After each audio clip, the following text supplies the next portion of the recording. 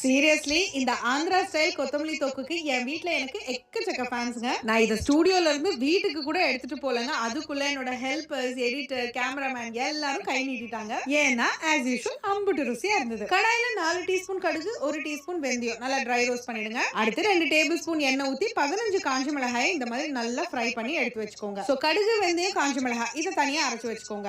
அடுத்து 1 table spoon எண்ணெய் ஊத்தி 2 கட்டு கொத்தமல்லியை வதக்கிடுங்க. இப்ப அத மிக்ஸர் ஜார்ல மாத்திட்டு 2 லெமன் சைஸ் புளியை நான் 1 மணி நேரம் ஊற வச்சிருந்த தண்ணியில அதை அப்படியே சேர்த்துக்கிறேன். அது கூட நம்ம அரைச்ச பொடி 1 டீஸ்பூன் கல்லுப்பு சேர்த்துக்கோங்க. தண்ணி எதுவும் சேர்க்காம அரைச்சிக்கலாம். இப்ப இதுக்கு ஒரு தாளிப்பு ரெடி பண்ணிக்கணும். அடுத்து தாளிக்கிறதுக்கு 2 குழிக்கரண்டி எண்ணெயில கடுகு, சீரகம், உளுந்து, கடலைப்பருப்பு, காஞ்ச மிளகாய், கருவேப்பிலை, இடிச்ச 10 பல் பூண்டு, 10 சின்ன வெங்காயம் இதை நல்லா வதக்கிட்டு நம்ம ரெடி பண்ணி வச்சிருக்கிற தொக்கை உள்ள சேர்த்துடலாம். ஒரு 5 நிமிஷத்துக்கு லோ ஃப்ளேம்ல வதக்கி விட்டுட்டே இருங்க. ஃபைனலி மறக்காம 1 டேபிள் ஸ்பூன் பொடிச்ச வெல்லத்தை சேர்த்துக்கோங்க. அவ்வளவுதான். 1 மாசம் ஆனாலும் வச்சு சாப்பிடலாம். கண்டிப்பா ட்ரை பண்ணி பாருங்க. அப்படியே மறக்காம